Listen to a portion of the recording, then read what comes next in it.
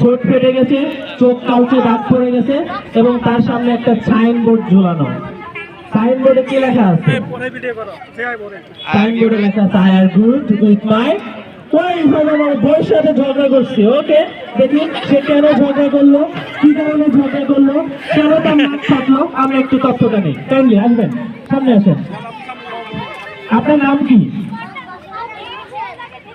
এদিকে ঘুরাই দেন, এদিকে এদিকে ঘুরো, এদিকে ঘুরো।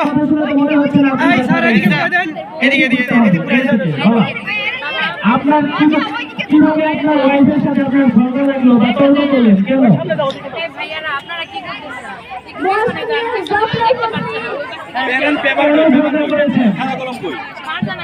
তরকারিতে লবণ বেশি। তরকারিতে লবণ কম দিতে না বেশি দিছিল, এটা বলছিলেন? হাততালি হয়ে গেল। করবেন কেন? তোমার দেয় বছর কি করছে? ওর সাথে ঝগড়া করবেন না কেন? তোমার